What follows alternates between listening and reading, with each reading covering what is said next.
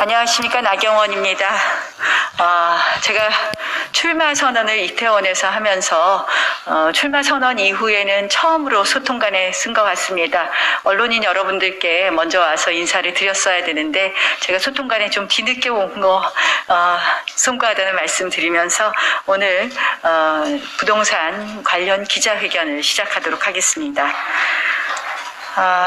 저는 오늘 부동산 정책 관련해서 먼저 어제 3일에 어제 문재인 정부에서 발표한 부동산 대책에 대한 전체적인 평가를 먼저 말씀드리고 그리고 이어서 저의 부동산 공약을 말씀드리고자 합니다. 그동안 여러 서울시장 후보님들께서 부동산에 관한 정책을 발표했습니다. 또 저 역시도 일부 내용을 인터뷰를 통해서 말씀드렸습니다. 제가 이 부동산에 관해서 부동산 정책에 관해서 가장 중요하게 생각하는 것은 현실성이 있느냐, 그리고 자율적이냐, 그리고 세 번째는 신속하게 할 수 있느냐. 이 현실성, 자율성, 신속성의 그런 원칙을 갖고 부동산 정책을 준비하고자 했습니다. 그래서 실현 가능한 공약, 그리고 관이 아닌 시민이 중심이 되는 그리고 속도 있는 부동산 대책을 마련하려고 노력했다는 말씀을 드리겠습니다. 일단 문재인 정부의 어제 부동산 정책 발표는 사실상 정책 실패를 인정한 것입니다. 4년간 국민을 속여왔던 것을 자인한 것이라고 볼 수 있습니다. 그동안 뭐라고 이야기했습니까? 공급 확대는 무의미하다. 모두 투기 수요로 인한 급등이라고 해왔습니다. 세금 폭탄, 규제 남발, 또 전임 정권에게 탓을 돌리기도 했습니다. 그런데 이제 임기 1년 반도 남기지 않은 채 이 정권 임기 내에서 지키지도 못할 정책을 발표했습니다.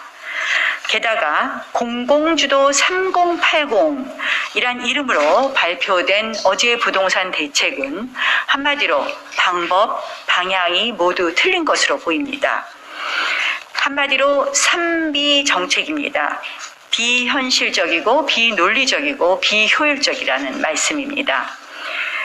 먼저 비현실적이라는 것은 그 공급 예정지, 서울에 한해서 제가 설명을 드리겠습니다.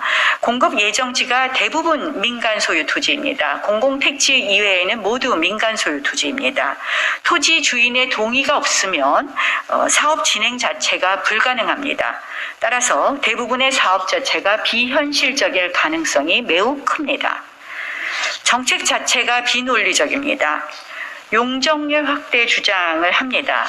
그런데 이것이 잘못하면 사업의 수익성, 불확실성을 증대시킬 수 있다는 많은 분석이 있습니다.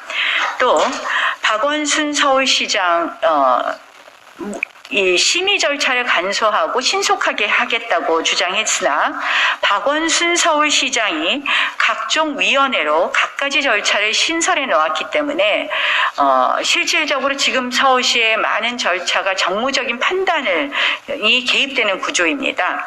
그래서 행정 신뢰가 매우 떨어진 이 상황에서 과연 이것이 서울에서 이러한 정부의 발표만으로 이 정책이 실현될 수 있겠느냐, 이 부분에 대해서는 한마디로 정책 자체가 그동안에 정부가 추진했던 것과 반대이기 때문에 비논리적이라는 말씀을 드립니다.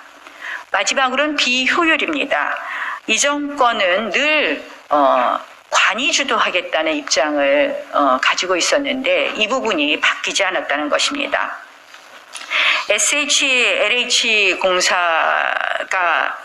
SHLH가 주도하겠다, 이런 말씀들을, 이런 구조인데요. 보통 민간주택 공사비는 평당 4,500만 원인 반면에 SHLH가 공사하는 공급주택의 경우에, 공공주택의 경우에는 공사비가 1.5배 한다라는 것이 정확한 분석입니다. 즉 SHLH가 공사를 하는 경우에는 평당 600만 원에서 800만 원으로 책정됩니다.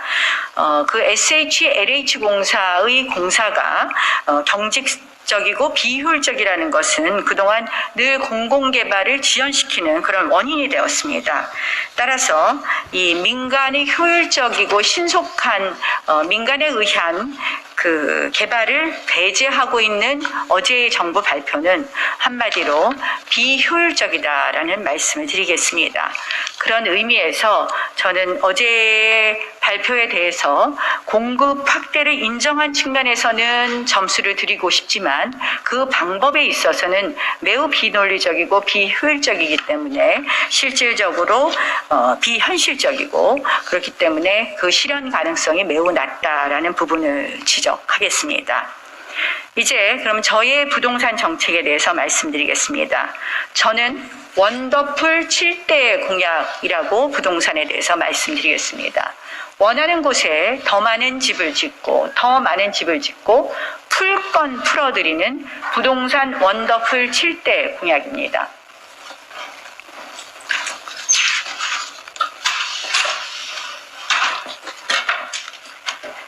첫 번째는 서민 감세형 재산세 다이어트입니다.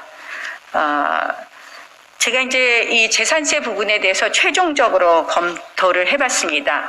1차적으로 재산세 50% 감면해 드리겠습니다.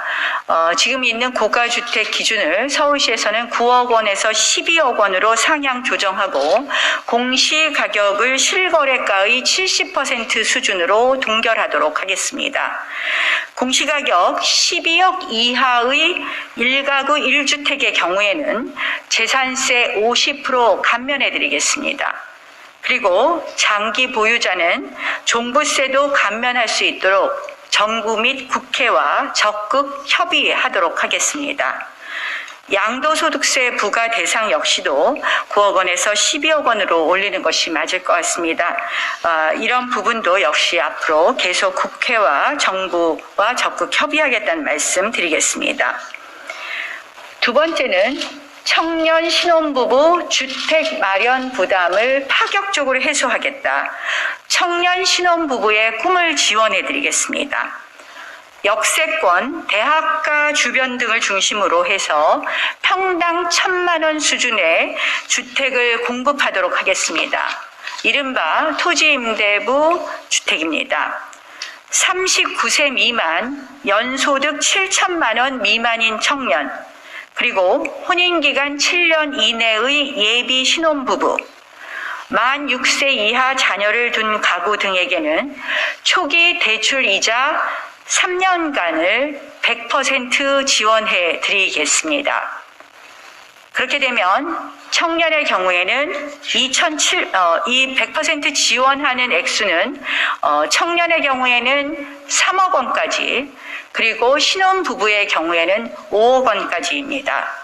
따라서 그 이자 비용을 계산하면 청년의 경우에는 2,700만 원까지 이자 부담을 시에서 부담해 드리겠습니다.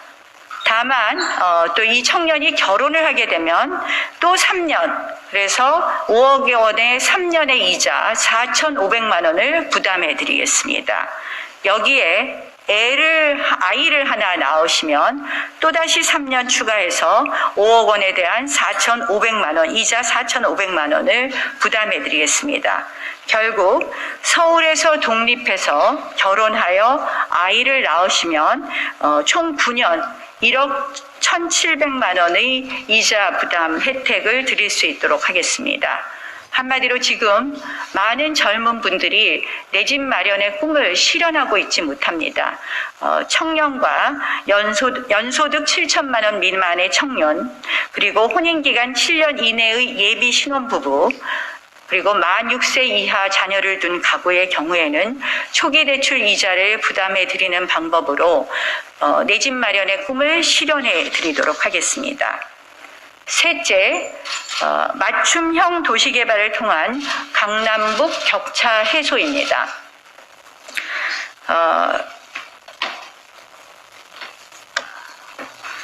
각 지역 특성을 반영한 맞춤형 도시개발을 하도록 하겠습니다. 대학가 주변을 중규모 스마트 캠퍼스 타운을 조성해서 대학가 슬럼화를 막겠습니다. 예를 들어 신촌은 문화예술 클러스터로, 홍릉은 바이오 R&D 클러스터, 노원은 IT 창업 클러스터, 성수는 벤처 사업 클러스터로 육성할 수 있도록 하겠습니다. 도심 상업 업무시설이 용도를 변경하여 주거시설을 확보할 수 있도록 하겠습니다. 역세권 고밀 압축도시로 일자리, 문화, 의료, 10분 생활권을 구축하도록 하겠습니다. 네 번째는 공익형 규제 완화입니다. 일률적인 층수 제한을 해제하거나 완화하고 그리고 재건축, 재개발 원스톱 심의를 약속합니다. 용도지역 제도를 전면 재검토하고 융복합 개발을 위해 용도지역 내의 허용 건축 용도를 확대하겠습니다. 상업지역 주거 비율은 상향 조정하고 건폐율, 용적률 등을 국토계획법 수준으로 환원하겠습니다. 대신 개발 이익을 철저하게 시민의 것으로 돌려드리고 서민의 주거 안정 복지에 투입하도록 하겠습니다. 다섯 번째는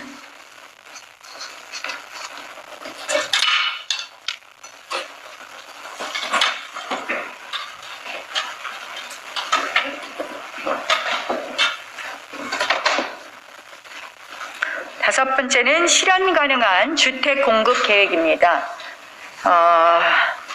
공급 목표는 연간 7만 호입니다. 10년간 70만 호입니다. 민간 40만 호, 공공임대 20만 호, 청년 신혼부부 10만 원. 그래서 구체적인 각 유형별 주택수는 나중에 자료집을 드릴 테니까 자료집을 참고해 주시기 바랍니다. 여섯 번째는 서민의 꿈이 이루어지는 꿈키움 스테이 임대주택입니다. 기존의 부정적인 임대주택의 이미지를 확 벗어던지고 정말 미래를 준비할 수 있는 편안하고 안정적인 임대주택으로 주거 불안정을 해소하도록 하겠습니다. 꿈키움 스테이, 꿈을 키울 수 있는 임대주택을 약속합니다. 우수한 입지, 다양한 평형의 임대주택을 짓도록 하겠습니다. 마지막으로 쾌적한 주거 환경입니다. 쾌적한 내 집을 그립니다. 재개발을 하고 싶어도 현실적으로 재개발이 어려운 지역이 많습니다. 그런 지역은 노후주택을 맞춤형 개발하겠습니다. 베리어 프리존, 낙상사고 없는 평평하고 안전한 동네를 만들고 위험한 시설물을 대폭 철거하겠습니다. 또 서울시에 이미 제가 하천 생태공원 이야기를 말씀드렸었는데요.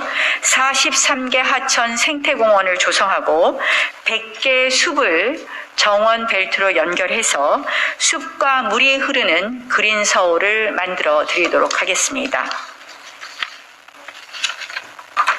부동산 대책 제가 정말 장고 끝에 오늘 내놓았습니다. 참 어렵습니다. 정말 어렵고 조금씩 조금 비슷한 것 같지만 또 많이 또 차이도 있을 수 있습니다. 서울시는 지난 박원순 시장 임기 동안 또 문재인 정권 4년 동안 여러 가지로 주택시장이 꼬일 대로 꼬여버렸습니다. 그렇다고 해서 너무 우리가 한꺼번에 욕심내서는 잘 안 될 것 같습니다. 이 현실 가능한 범위 내에서 시민이 참여해서 민간이 주도해서 만들어내는 그런 개발 또 재건축 그리고 주택 공급을 신속하게 추진되도록 하겠습니다. 남은 문재인 정부 1년 3개월에 민주당 시장 임기 1년 3개월까지 만약에 민주당 시장이 남은 임기를 가지고 가게 된다면 영영 주택시장은 회복되기 어려울 것 같습니다.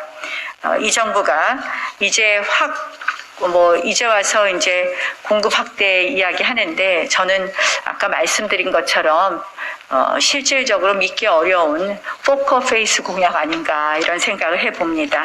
앞으로도 제가 오늘은 이 정도 부동산 대책을 말씀드렸는데요. 우리 설 앞두고는 또 조금 더 자주 공약으로 여러분들께 찾아뵙겠다는 약속을 드립니다. 고맙습니다.